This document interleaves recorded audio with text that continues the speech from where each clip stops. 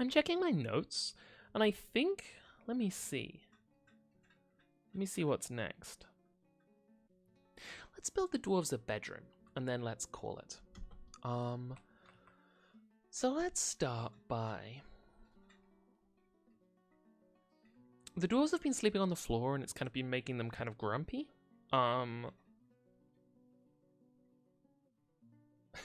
Mr. Swiss Lion in the chat says, hot tip, Jack. Every now and then, it's smart and fun to hit A to go to the alerts menu. Sometimes you'll find birds fighting in there. Let's hit A right now. We have no birds fighting, but we do have some of the kind of latest news. You know, back when Ingiz became a carpenter, or it started raining, or it became summer. No birds, though, sadly. So let's hit escape to get out of that.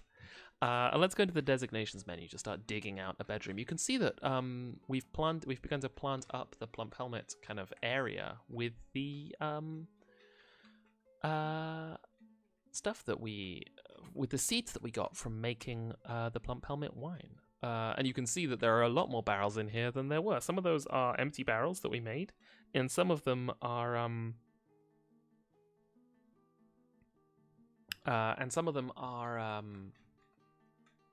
barrels full of dwarf wine. So we're going to want to hit... actually, hang on a second. It looks like that bit of Gabbro didn't get caught up into the stockpile, so I'm going to push D, B, D, and I'm going to highlight it, and I'm going to say dwarves. Please take that to the stockpile. And I'm going to back out, and I'm going to push D and D for mine. And then I'm going to dig out a bedroom for my dwarves here. Now, as far as bedrooms go... You probably don't want them to be too close to your workshop, so we probably don't want to put our bedroom up here, because the dwarves will complain a little about the sound of the workshop. I also don't want to put it too close to the farm, just because this is kind of the, like, area for farming and stuff. So instead I'm going to dig out a 2-block... kind of corridor up here. And let's just make the corridor kind of go, like, up about this far. And then let's make a bedroom up here. So let's dig a little door by pushing enter twice. And then we don't want our bedroom to be too big. Here's the thing. We're going to be kind of making like a dorm. And the dwarves won't all be sleeping at once. So we're probably only going to want about 5 beds in here. So it doesn't need to be gigantic. We're going to hit enter again. And we're going to head off. Oop, we have to back out first before we hit enter and head off. And our mining dwarves are going to get to work. That dwarf is going and hauling that stone. While they dig out the bedroom, let's go into our carpentry workshop by pushing Q and then A to add new tasks. And I want you to make a wooden bed. In fact, I want you to make 5 wooden beds. So let's push B here, and then add new task, B, add new task, B, add new task, B, add new task, B. My sister is called B, so that was a little weird. I'm going to push enter, and the dwarves are going to get to work. Our carpenter dwarf is down there. He's, I don't know. Who is our carpenter dwarf? Let's see. This is Ingiz, our carpenter. Enter for thoughts and preferences. He's, what do we know about this dwarf? He has poor memory. He dreams of creating a great work of art. He doesn't cling tightly to ideas. He finds nature somewhat disturbing. What is he like? He detests purring maggots. Same, Ingiz. Oh, he does prefer to consume plump helmets, which is great news for this guy, because our fortress is full of plump helmets right now. Let's back out of this and push escape, and then press space to resume the game. Cat is going up there. The cat likes to hang out in the stockpile, I guess, to hunt vermin, maybe? Ooh, look, so they've dug out the bedroom. It has a nice variegated floor, 1/2 clay, 1/2 gabbro. And we're going to push D, B, D for dump items. And let's just make this easy for ourselves and designate the whole room. So now the dwarves will go up there and we'll start hauling stuff. You can see beds are being brought to the stockpile. Do you see them there? Actually, I'll put it under my cursor so that it's nice and clear. Here we have an apricot wood bed. Let's examine this apricot wood bed by pushing enter. So this just tells us a bit about what a bed is, which is useful. It's light brown. We know it's 8 degrees C on that bed. I'm not sure why that's super useful to me right now. Let's push V to look at its description. Okay, so the apricot wood bed is actually pretty good. Nice one, dwarves. And let's hit escape twice. And the people who dug out the room, I think, are the ones who are hauling the stone out of it, which seems a little, you know, carrying the bed in there. So that's all going pretty good. Making a bedroom is a little fiddly. And I say that up front because so people can kind of brace themselves for making a kind of fiddly room, and also to explain the fact that I'm going to be going silent for a second while I read through my notes and make sure that I understand this correctly. There's a sort of pros and cons situation that you have to weigh up when you're deciding whether or not you want to give your dwarves a dormitory or dormitories or their own rooms. Dwarves having their own rooms is kind of laborious to make. But it is kind of narratively cool. The dwarves all get their own rooms, you can decorate them in different ways. The dwarves really like having their own rooms and it makes them feel really good.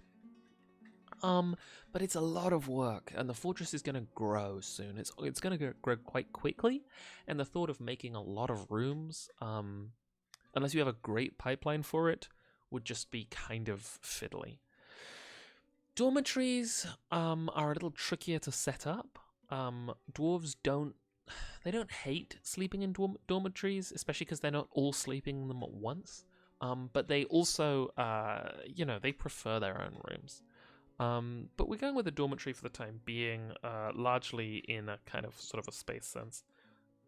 Brave Mule in the chat says, I always give my dwarves 3x3 rooms because I love each of them as my children. We're going to kind of get, in the next stream, we're going to get a little bit of the sort of personal room vibe when we make that office I was telling you about. And as the fortress develops, we're going to be able to make more and more aesthetic decisions about spaces and what dwarves are like, which is really, really good fun. But for now, let's just make these dwarves a dormitory. I am just going to read through my notes on making dormitories.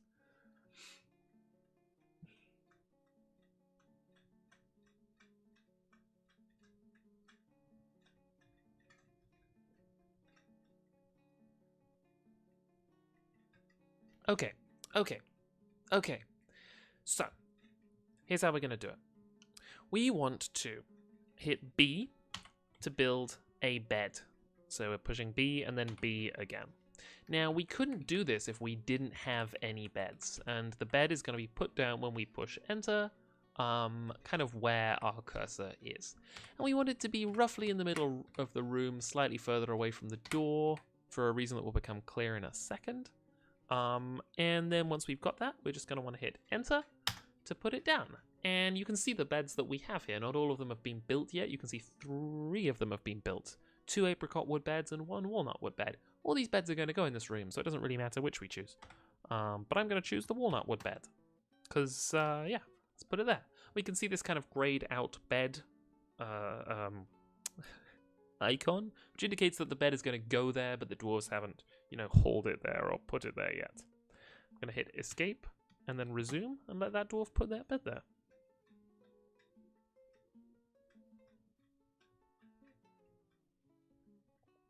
So now our bed has arrived. And this step is kind of fiddly, which is that we're going to tell the game that what we want isn't just a room that has some beds in. We are like explicitly designating this room as a bedroom. We're saying to the game, look, it has 5 beds in it and it's a bedroom. And the way we do that is this. We push Q, which is the thing we use to select kind of any sort of building. And then we're going to hover over the bed, and we're going to push R to make a bedroom. Now, this is the reason that we put the bed in the middle of the room, which is that it's kind of fiddly and difficult to move this zone, this bedroom zone, and it would be super plausible for it to like protrude out into the corridor if we put it in the wrong place. The way we can fix this, or like the laborious way of fixing this, which is the only way I know, is by removing the original bed and repositioning it somewhere else. It doesn't matter if the bed area clips into the wall. We won't be putting any beds there, so they won't be considered a kind of a bedroom.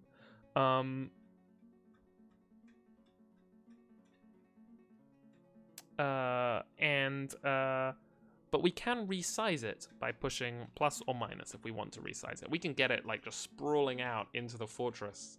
This is amazing. All of this is a bedroom. But right now we want to keep it nice and small, so I'm pushing minus here. And let's just make it kind of this. So we're going to push enter to designate this the bedroom. And I'm just checking my notes again. Oh, people in the chat point out that if we put a door in the bedroom there, that zone would automatically be bounded by the door, so we could do that a little more easily. That is a super useful tip, and so once I've built a bedroom, I will show you how to build doors, which are not crucial in a fortress at this point, but will become crucial later. But I am going to show you how to use doors. We're going to want to, once we have this menu up, we're going to want to hit D to turn this room into a dormitory. Do you see it says N? That stands for no, this is not a dormitory. And if we push D, it turns to Y, which stands for yes, this is a dormitory. I'm thankful that you built me one. Then we're just going to put some more beds in. We don't need to mark these as dormitories so long as they are in the dormitory zone that we just set up, which is why we did that kind of laborious step first. But we can just back out of this with escape.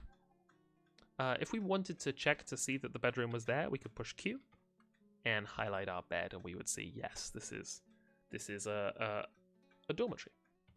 But we're going to push B, and we're going to push B again to build another bed. And I'm just going to kind of put these beds in here.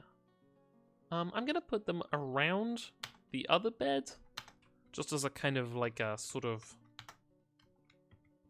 like this. We don't have our other bed constructed yet, but I'm just kind of making like a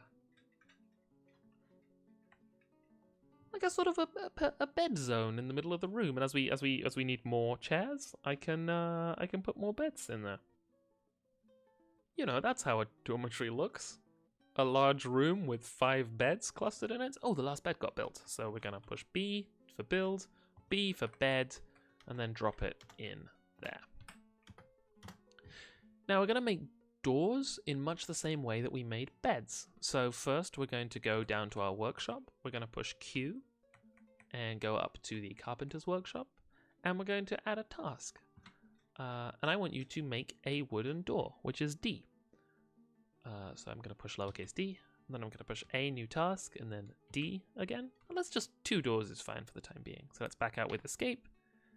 And the dwarves, our carpenter dwarf, is this Inga's? Yes.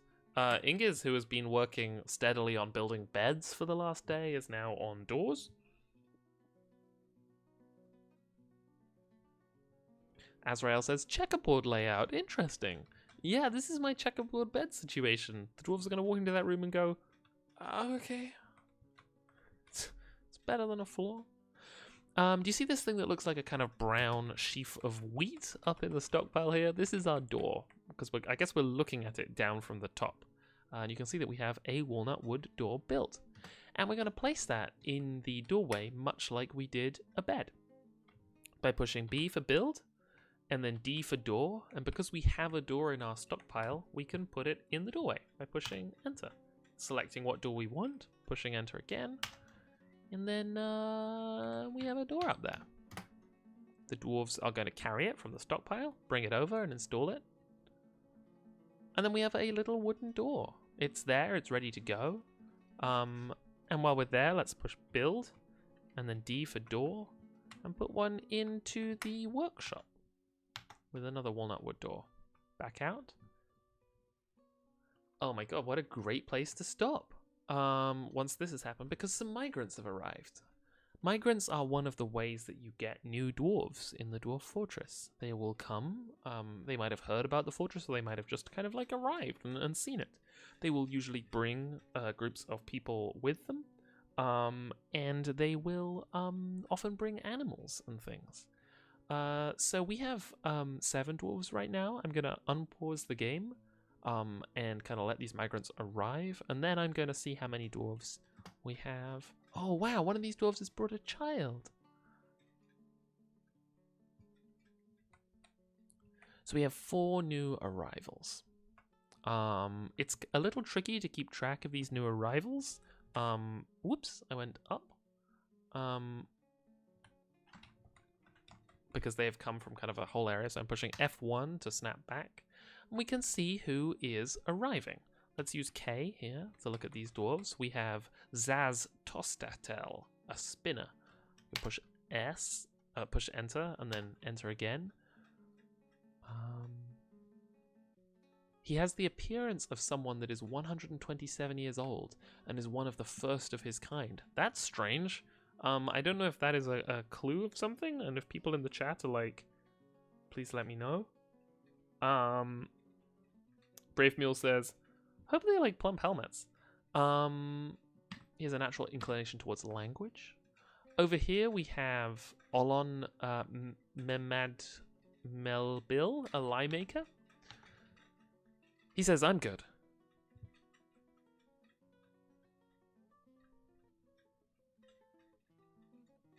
Meme Salad in the chat says, yo, that's a wizard.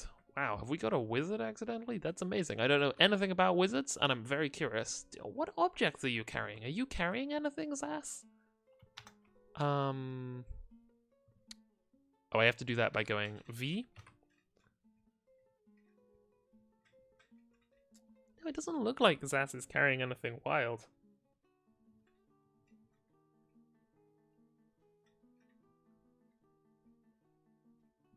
Yeah, people, so that is a very old dwarf, and there's a kind of weird thing in Dwarf Fortress, which is that, like, a clue that you can get that people are a little weird is that they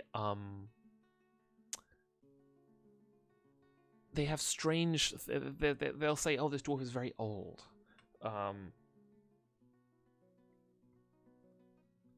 So that's interesting.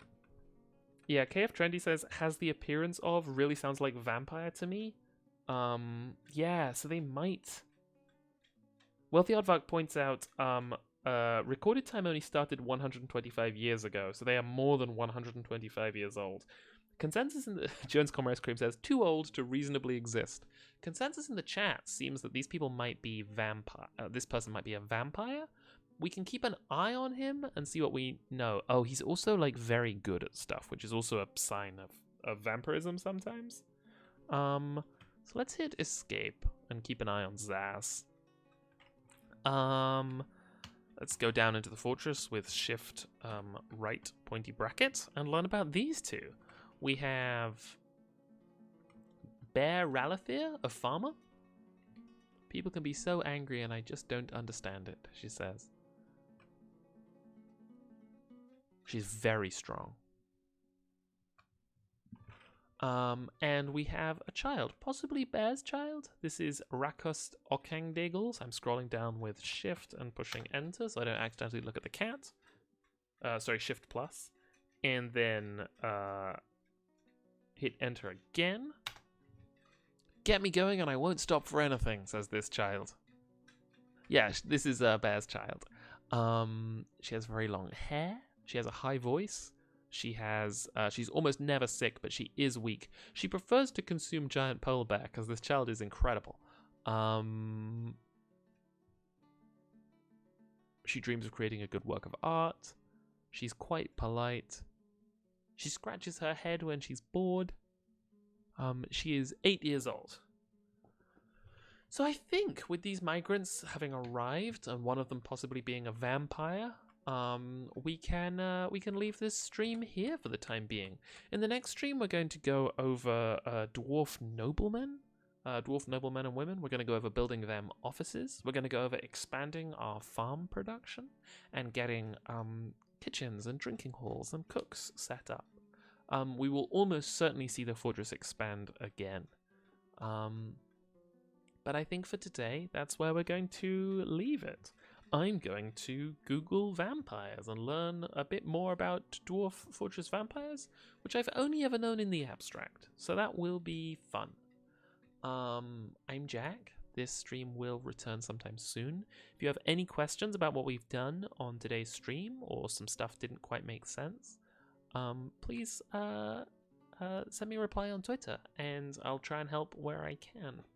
And if I can't, I will definitely be able to refer you to someone who is able to help. So as before, we're going to quit Dwarf Fortress by pushing escape, and then scrolling down to save game, and hitting enter. Just thinking about it. If he's not a vampire, but he is extremely old, we should go over what to do with bodies at some point. That computer error was the sound of Dwarf Therapist saying, Jack, you don't have a fort loaded, so I can't help you. But I'm going to put the title card back up, and I'm going to leave it there.